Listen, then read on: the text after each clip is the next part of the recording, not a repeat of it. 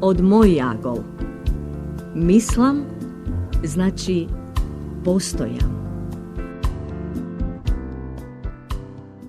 Imate li jasno цел пред себе или скитате како што ве носат ветровите на денешницата? Што ве инспирира да одите напред и покрај пречките што постојано се појавуваат онака ненајавено? Знаете ли кои се вашите аргументи? Секако, секој сака другите да го видат во најдоброто светло. Бескрајно бистар, шармантен, духовит, паметен и оптимистички настроен.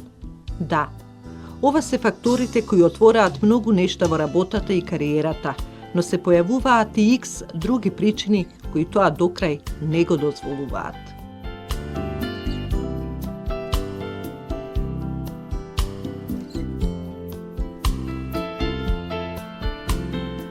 Ретко кој може да одолее на заводливата природа, но и ретко кој може да каже за себе дека оние другите потајно мечтаат да бидат токму како него, да го сакаат, почитуваат и да бидат пријатели со сите. Сепак, доколку се негува добрината, љубезноста и ведрината, нема потреба од изненадена реакција кога ќе се свати во определен миг оти сте омилени во друштвото како на пријателите, така и на оние познаниците. Потребно е само да не се биде досаден во друштво, без обзир на тоа колку ги познавате тие околу вас. Ако сте за промени, треба наум да се има дека не треба да се влегува во секакви авантури кои подоцна може да ве средат кога најмалку тоа се очекува. Впрочем, како што и најчесто се случува во лавиринтите на животната долга патека.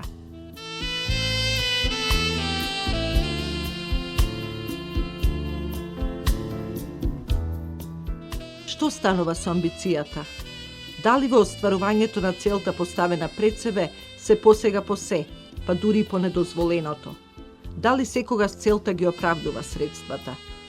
Треба да се знае дека не сте единствени во оваа категорија, ниту пак некогаш ќе бидете. И тоа е реалноста. Понекогаш и мора да се помисли дека секој е скроен на свој начин, да победува или да губи, да биде одличен стратег и ништо да не препушта на случајот и случајностите. Треба да се верува во себе дури и тогаш кога работата ќе тргне наопаку. Треба да се плови понатаму и покрај непогодите на морето.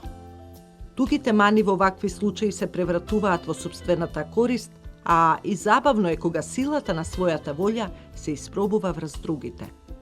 Срдечноста, вниманието и духовноста во вакви случаи се само звезди водилки и не е важно при тоа колку тие ќе светат и колку се сакаат или не. Убаво е доколку и покрај сето ова сте способни да сослушате, да обрнете внимание и размислите за другите, да согледате што ги мачи и да се помогне во рамките на можното, реалното и даденото во сегашноста.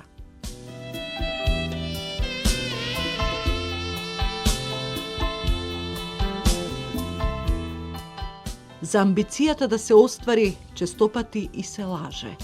Најдобрите лажговци се оперирани од совеста. Некои се дури и такви родени, со патолошка потреба да излажат и крај на приказната.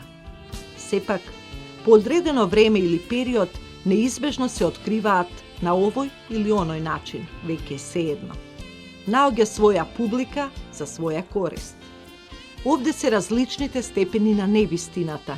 Ако некога сте ги проучувале овие така наречени мајстори на измамата, брзо ја сваќате поентата и представата за стилот и содржината на изреченото, а потоа направеното.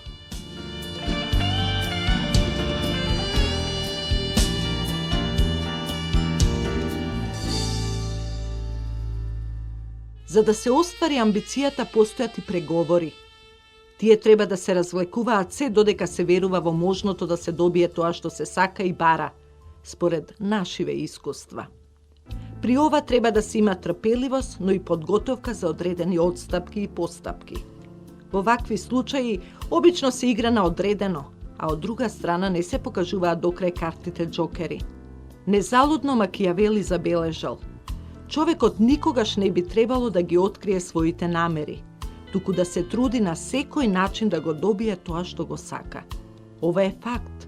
Ако се знае дека од спротивната страна се бара и очекува да се предаде оружјето, а потоа како тоа ќе се употреби е сосема едноставна процедура. За се постои и одредена реакција.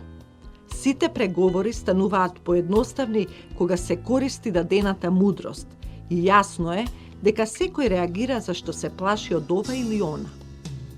Тоа е во природата на секого и бегање од тоа нема. А и да се избега накратко, пак потоа доаѓа она познатото. Каде по ѓаволите да се бега? Тука сме, каде што сме.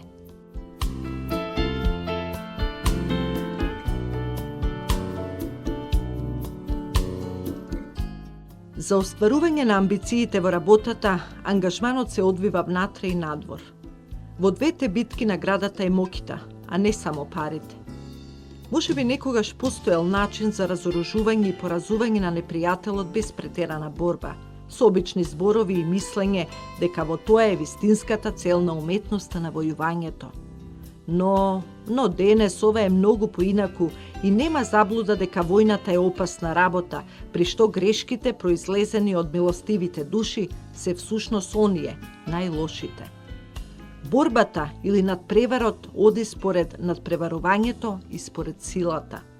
Првиот е за нормалните, а вториот за силеджиите, кои ги има се повеќе во нашава сурова денешница. Овде станува јасно дека добрината и љубезноста досега се уште никому не му купиле црвен тепих, влез во успешните и амбициозните. Сега ако сакате мирна совест, некој вистински да ве сака, почитува, да се милува со вас по потреба и кога сте борец и кога сте губитник, тогаш не сонувајте и не планирајте. Не губете време, туку веднаш набавете си куче и бидете сакани, спокојни и разбрани во секое време.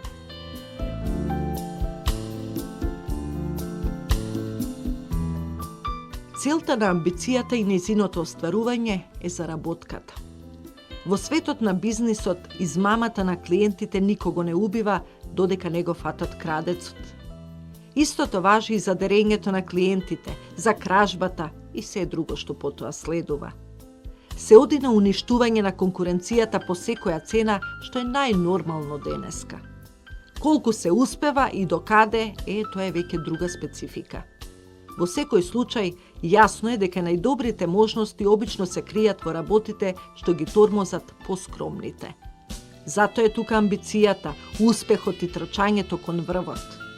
Вистинската природа на бизнисот помага кога тогаш да се замаскираат одредени нешта кои само пречат во потрагата по успехот и парите. Како и да се земе, во секоја работа отсуството на скрупули носи и своји предности, зависно од друштвото и обкружувањето.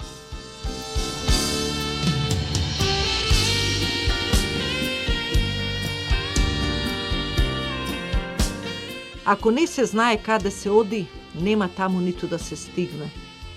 Ако случајот ти се препушти на иднината, повеќе од веројатно е дека ќе се заскита и некаде бесчујно пропадне. Без насока се влегува во ќорсокак и безграничен хаос. Затоа целта да се дојде на власт, да се стигне на врвот и да се преземе контролата е едноставно речено моќ. Затоа некаде и се гине, но ретко се попушта. Незалудно е речено дека моќта е сладка и не се напушта туку така. Сепак, за да се дојде до неа, да се оствари амбицијата е потребна и проценка на проблемите, сведување на минимум на ризикот и искористување на дадените можности. Овде е чиста ситуација дека победата не е најдобрата, туку единствената. Ако не е така, никој од нас не би бележел резултати. За да се добие војната, мора да се преземе водството, да се одредат целите, да се поделат задачите, да се испланира политиката и да се процени барем приближно резултатот.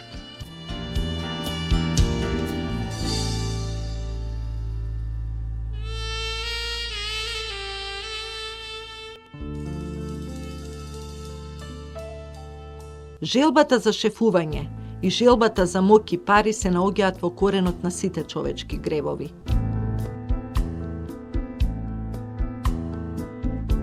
Од мој јагол. Мислам, значи постојам.